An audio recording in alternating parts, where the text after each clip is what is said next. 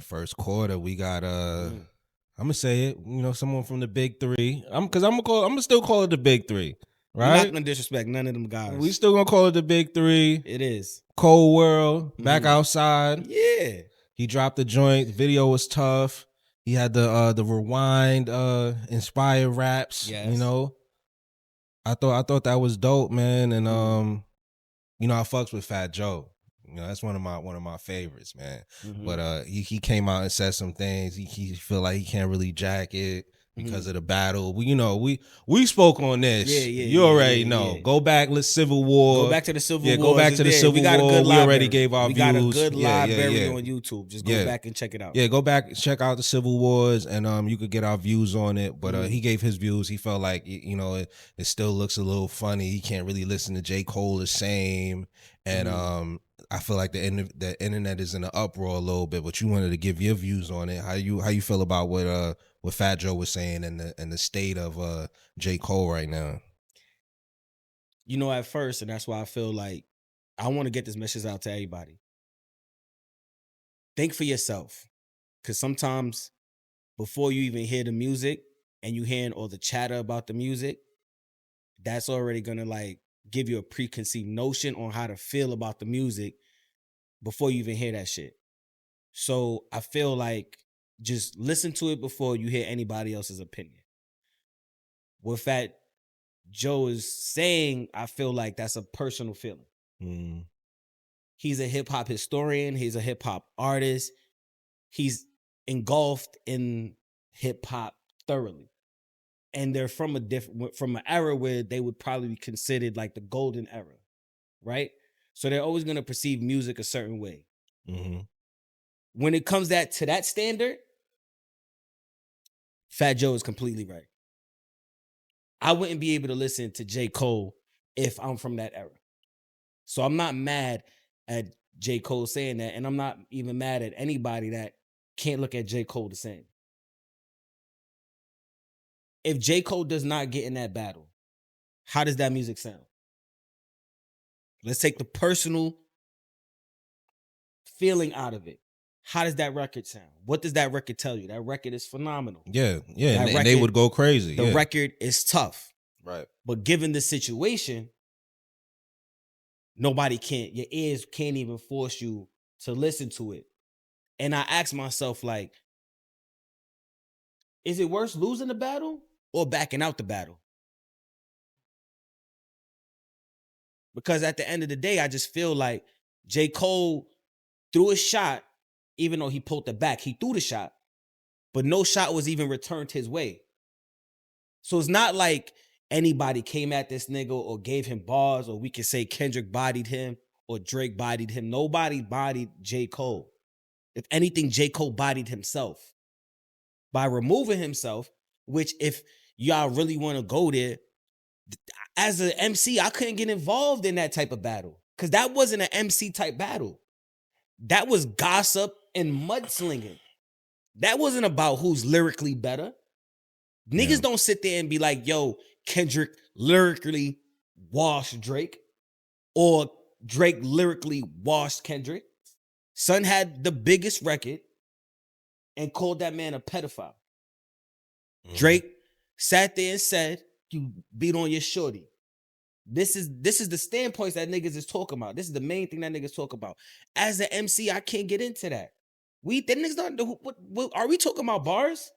Did we bring up bars during the Drake and Kendrick battle? At times, yeah. But who would they say lyrically won? They don't even say who lyrically won. It's because Not Like Us was so big, you give it to Kendrick. Because if you ask me, Family Matters is a better lyrical song than Not Like Us. So going back to even like with J. Cole, like remove all that stuff, and I don't want to get involved. Like J. Cole should have never got involved. But the music that he's making right now, I feel is phenomenal. Niggas would be jacking this. They would be saying J. Cole is one of them ones. All the hip hop guys like Fat Joe would be loving it. Yeah. But I do feel like, and maybe because, and I'm going to say this, and I seen Ray Daniels put this, it makes me feel weird about just Fat Joe's situation with Rock Nation, J. Cole's relationship with Rock Nation, See, yeah, this is what I want to tap into. Yeah, go ahead. J. Cole's relationship with Jay-Z. Mm-hmm. And then he said something that was very interesting when he was just like, Mm-hmm. J. Cole is pulling a Jay-Z on Jay-Z. Mm-hmm. And Jay-Z don't like that. And what, expound on that. What do you mean by that? By doing his own thing. Okay. Because he went and he bought back his masters. Uh-huh. And he removed himself to go do his thing independently. And I think he moved Dreamville to Interscope. So yeah, Dreamville's on Interscope. I don't think he's still in business with Rock Nation. I may be wrong. Yeah, I don't think he's still in business with them. I may be wrong, but if he's not, then yeah, he went totally independent. But it's always, I don't know, my take has always been a little funny between Cole and Hove. They've they've exchanged verses early on, and since then it's like you probably never seen them together.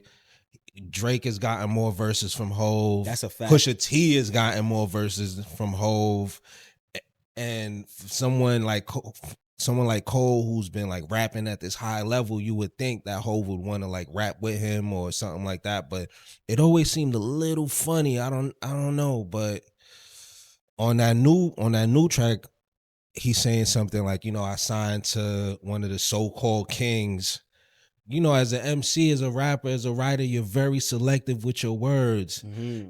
You saying so-called. Well, so-called? What do you mean so-called? What do you mean? Let's speculate. Okay. Let's speculate. Yeah. So-called, I believe that there's a perception of that man. Mm-hmm. J. Cole himself, who looked up to that man, Mm-hmm. is he was a young king, because that's the only way that person even acknowledge him or actually wants to do business or work with him. Right. So you see a young king in this man. Yeah. As now he becomes into his king status, because he's no longer the prince, he's a king now. Yeah. You see how you move and what you took to get to the top and how you would handle things. When you get to that level, where now you're looking at him eye to eye, you tend to see behaviors and actions that probably don't align. Yeah. So I feel like maybe Hove has done things that doesn't align with J. Cole, or what J. Cole probably think a king would do or a king should move. Yeah. So that's what makes him say so-called king, because it's kind of like, what they always say, never meet your idols. Right. They say never meet your idols, because at the end of the day, what happens? The perception changes. Yeah. And I think that's what it is with Cole. And then Cole being into his manhood now, or stepping into his shit, his bosshood. Yeah. I really don't respect you. Out of this whole thing, I think that's the most thing. That's like the thing that I'm most excited for. Him saying so-called, we're gonna get a response to that. You think so? Yeah, we're gonna get a response on somebody's feature, on somebody's album. That's gonna get addressed. Mm-hmm. We're gonna address that. Mm-hmm. Then you gotta address that. Mm-hmm. If you're Cole, you have to address that. Mm-hmm. And I'm sure Cole is gonna address that in a clever way as well. So then that has to get addressed as well. Yeah. And I like that. I like that for rap, man. I like that. I like a little spar between Hove and Cole. So maybe that's the back and forth that's the next back and forth that we need. I ain't mad at that.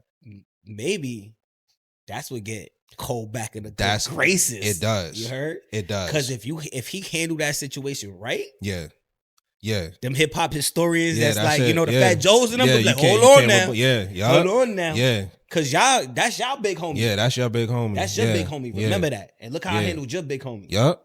That shit is quiet for everybody else. But I also want to say this, and I mean this, it ain't personal. Mm-hmm. And I ain't got no smoke with none of them guys. Shout out to Joe and Jada. They doing their thing over there. Yeah, of course. Fat Joe is on no level of J. Cole. Nah, come on, son. No level of J. Cole. Fat Joe is on no level of J. Cole. Hold on. Wait. Whoa. Fat Joe got more hits than J. Cole. Fat Joe got more hits, got more number ones than J. Cole. Oh, okay. Who got classic albums? Name a classic album from Joe. We could take that, but I want the hits. I want the hits. I want the hits. You know, I'll tell you right now. You remember We Thuggin' when We Thuggin' dropped, when What's Love dropped. No, listen. When lean back, son. I'm not saying J. Fat Cole Joe does not have a lean back, son. I don't like you could album me to death. Yo, let me ask you a question. He does not have a lean back, son. Yeah. Wait, let me ask you a question. Yeah. Do Fat Joe got more hits than Nas? Yeah. All right. If Nas and Fat Joe did a versus, who's winning that?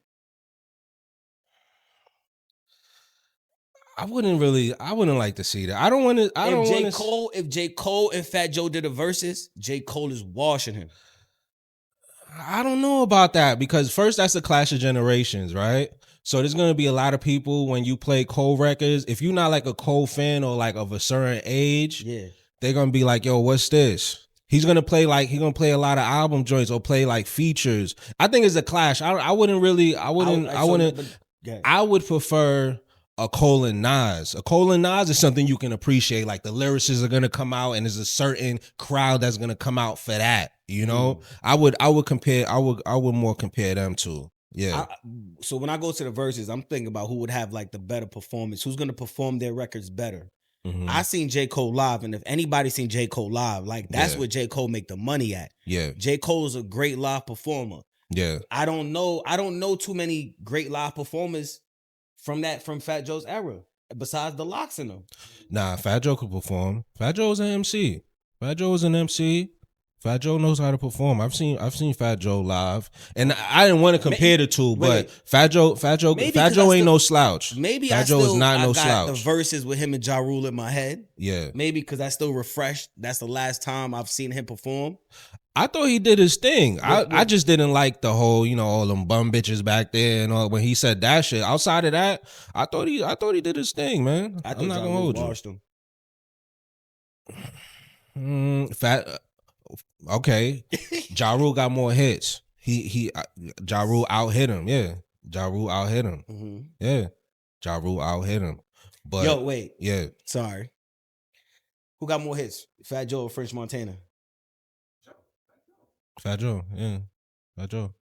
Yeah. What I would give French is Unforgettable Going Diamond. Yeah. But outside of that. Cause what we talking like I might miss something, but let's say we could call them out for French. There's there's Pop That, there's Shot Caller, there's Unforgettable. Where else we got? Ain't Worried About Nothing. And what Fat Joe got? Lean No, back. I'm saying what else for French though? What else for French? Yo. No, oh my god. And then let's say we want to throw the joint with Wavy with the Wave right now. Yeah. We can say 5. Yeah. He got other joints that was like sizzling in the streets and shit like that, but like nationally known. I might go French on that one. Mm-hmm. I might go French on that one. So then with Joe, after Lean Back. With Joe, there's We Thuggin'. With Kels, there's What's Love with Ashanti. There's Lean Back. There's All the Way Up. And then even if you want to go further than that, Flojo was a #1 song in the country in '93. Okay. You also got John Blaze that was killing the streets. You also got New York. You also got My Lifestyle. That was more like a street record, but nationally known. Mm-hmm. It's two different generations, but it's very close in style. It's very close in style. It's just like two generations. And what's Fat Joe's biggest record? It's Lean Back. It's probably Lean Back. Yeah, right? Yeah. So if you take Lean Back and you play that against Unforgettable, I mean, those are two different songs. It's like a hip hop song, and then But would they both ain't do the same thing? Like crossover in the mainstream? Yeah, they did. Yeah. No, Unforgettable went diamonds. Yeah. That's why I said, like, if I had to give it to French, I would give it to him because of that. Because that song went diamond. Yeah, you can't beat that, man. And this is respect to all artists. This is respect to Fat Joe, French Montana, everybody. You get what I'm saying? Like, this is just what we do. I like to compare. I like to see what's up. Yeah. It's just something. Just to go back to Joe, for you to start in like 92, 93, and then like every decade, you know, you finding a hit. We know rappers that are like dumb nice that only got one, maybe two hits. There's a lot of nice rappers out there that never had a hit. Facts. And for you to be able to always pull up and always pull up, like that's a talent, man. That is a talent. There's even some guys that only have hits in a small, you know, time frame. For him to like just keep circling around every couple years, you just pulling something out. That's a talent, man. That's a talent for real. So, you know, shout out to Joe. Yeah, shout out to Joe, man. I think he's definitely one of the most, you know, underrated when it comes to like the hit making. Yeah, definitely. When it comes to the hit making, one of the most underrated. I got a quick question for you. Yeah, what's up? How you feel about Joe comments on the dirty section of YouTube? The dirty section. Shout out to the dirty section. Yeah. It's a part of the ecosystem because now he's made it a thing. He's made it a thing. So now who didn't know about the dirty section is going to find out about the dirty section. But they always had a following. Those guys do numbers. That's a fact. Who we talking about? We talking about Flip the Script. We talking about Hassan like the Campbell. Hassan Campbell. Yeah, there's a few of them. What's the other one? He be having like the NYCHA shit on. That's Flip the Script. That's Flip the Script? Okay, yeah. Him. Like I think he's talking about him a lot. A lot of times he's talking about him. He definitely is. Yeah. The thing is, you talking about them, but you're watching them. Yeah. You're watching them. Yeah, you are. Attention. You know what they saying. Yeah, so they're doing their job. Yeah. But to me, I just feel like there's room for everybody to get money. Yeah. The clean side, the professional side, the dirty side of YouTube. You get what I'm saying? There's 8 billion people on fucking YouTube. You get what I'm saying?